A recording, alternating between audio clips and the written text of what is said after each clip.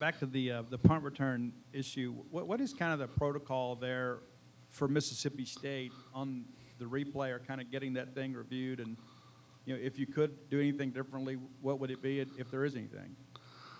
There's not a lot I can do differently. There's not a lot I can do differently. I clearly have some thoughts. I just have to figure out if I'm interested in making an investment in airing those thoughts, and because so there is, sort of a price to play, this particular game. I've kind of reserved the right to do that, and it's still an option that's on the table.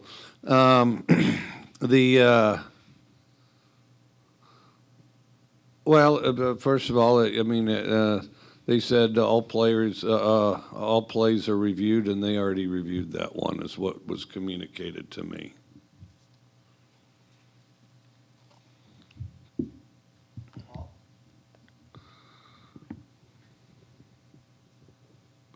Kind of along those lines, but moving on, how quick do you have to get your team to forget that one and move on to the SEC Open? Well, our team doesn't need to worry about that. I mean, we had ample opportunities to do things different, one play aside. Well, actually, there may have been more that people would disagree on, and I think that's definitely the case. There were multiple questionable plays, but the biggest thing is we had that. We need to worry about ourselves. I mean, what we do is what's most important, and so they don't dwell on that at all. I mean, it's I handle that, and then our administration, and then in the league. So they handle that, and we focus on playing one play at a time. And we got to get better at that. That's the biggest thing. Hey, Mike.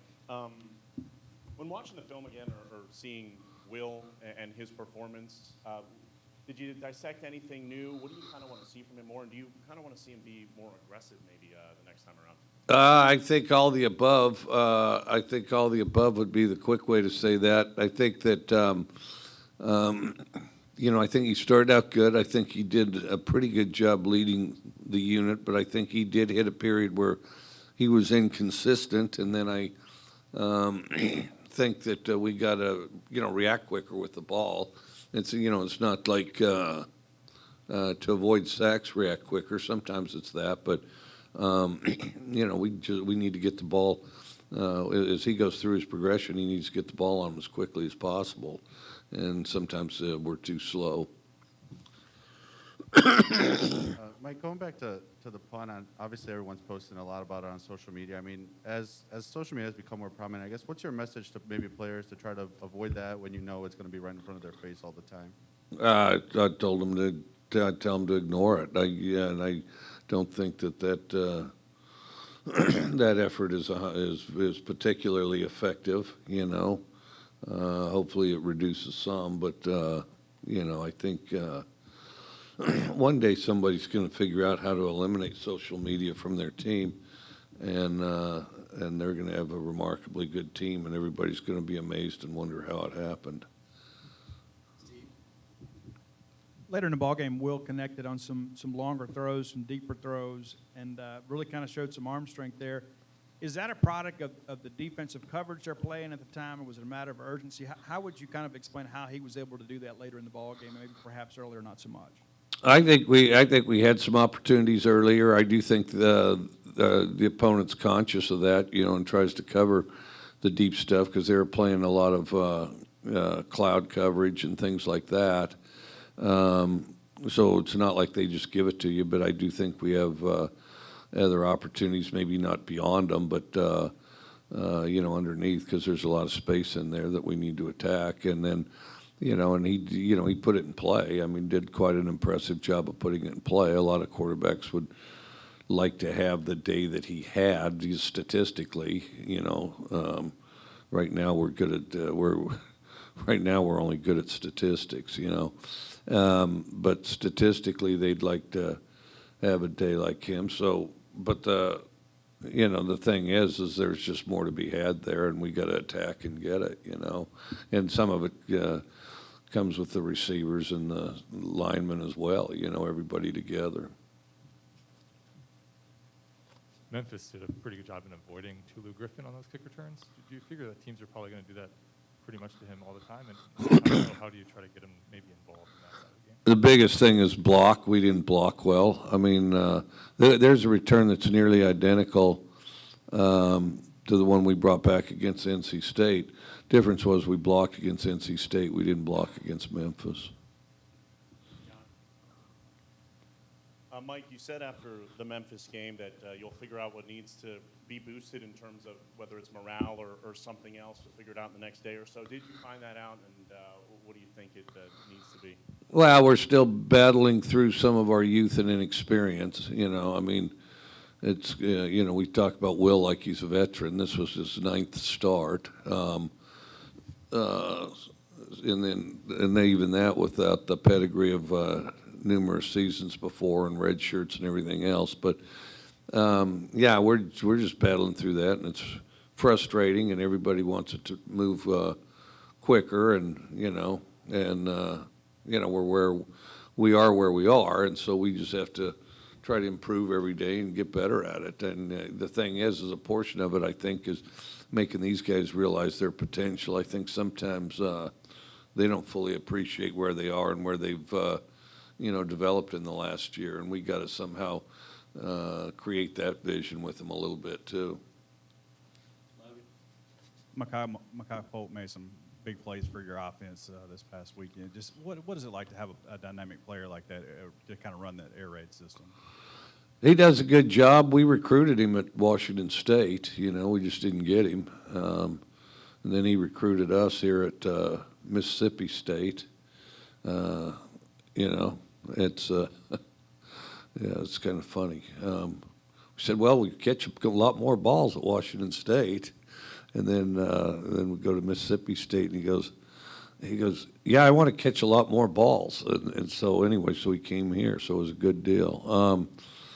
But he just needs to finish, be a guy that finishes plays. He's got to play through fatigue a little bit. He is dynamic, and he does play the ball in the air well, and he's a skilled guy, and I think he's really done quite a lot as far as not directly, but just put good stuff on film that we can use to illustrate as example for our other players.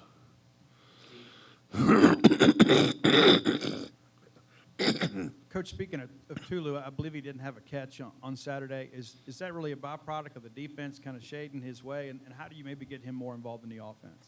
We need to get him more involved, and we've talked about that some. Right now what he does best is kick return, but I do think he's a good receiver, and he's really good on screens and all that stuff. So I think we got to get him more and more involved, and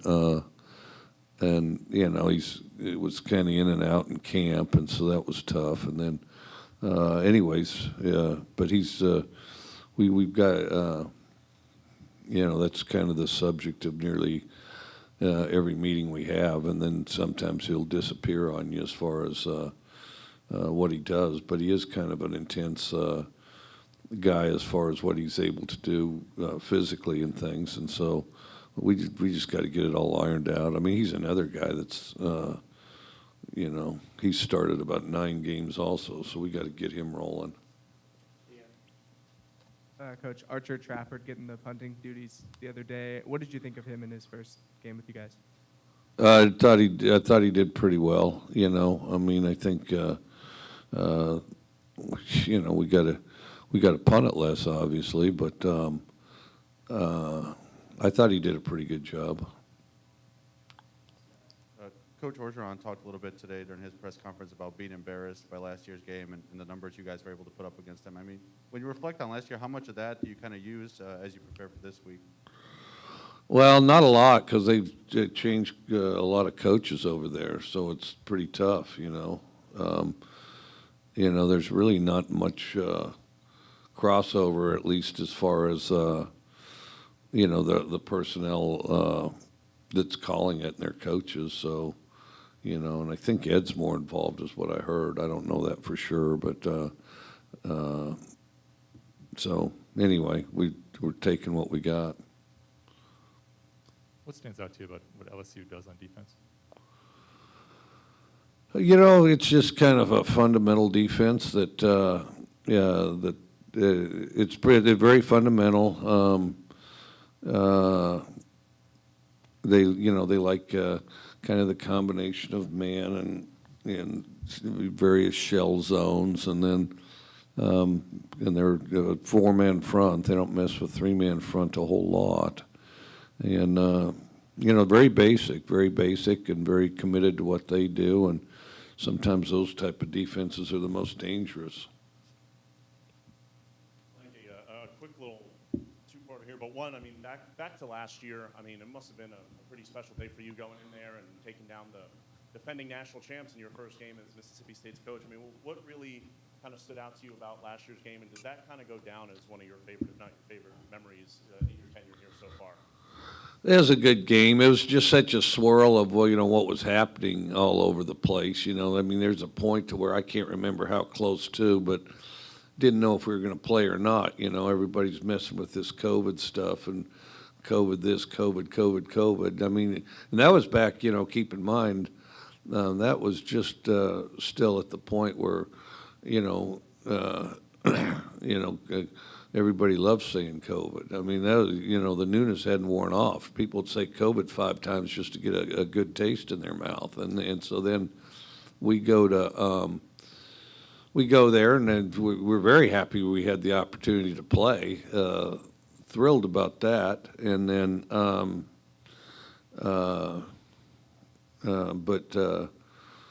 yeah, so then we played, and it was an intense game, as it is when you play LSU, because they're so big and fast. And then and it was a very explosive game on both sides. Big chunks of yards and things. And well, anyways, we won, and so it was a good and exciting game. A quick follow-up to that is now this year, I mean, what sticks out to you the most about LSU when looking at the film, and what are your thoughts on Max Johnson and what he could do to you guys? I think he's good. I mean, I thought he was good before, too. I think he's good. And then, they're awfully similar. I mean, like, some teams, some years you're better than others, but, they're very similar to what they were last year as far as, their style of play, that type of thing, and I think, like, most teams in the country, they're an emerging team. So, what they are this week's tough to say. Coach, last year, I believe LSU played man almost exclusively. How much zone have you seen from them, and do you think that kind of impacts how they'll play this year? Yeah, I did. I think it does. I think they'll play quite a bit more zone this year. They do play man still, though. Kind of between the man and zone so far this year is kind of 50-50. And then, of course, they got a new defensive coordinator, and he's been in the league for a while and, doesn't really have a specific body of work,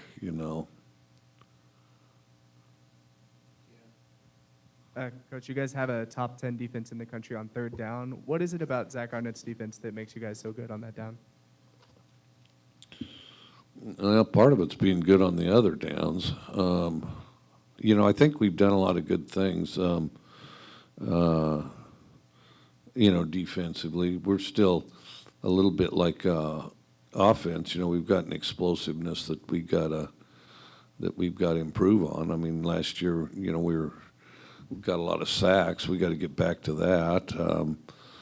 I think that, we do a pretty good job on first and second down, too, which definitely helps on third down. And but I think Zach and that group does a really good job adjusting to what a team tries to do, and then they don't give you the same look very many times. So it's definitely tough to play against. You said after Saturday that maybe an issue was your team kind of looking at the schedule and making some judgments. I mean, do you kind of hope that naturally goes away when SEC play rolls around and you see names like LSU? Well, I think that's the temptation of of most teams. And I think really good ones, develop the discipline and the locker room mentality that they don't do that.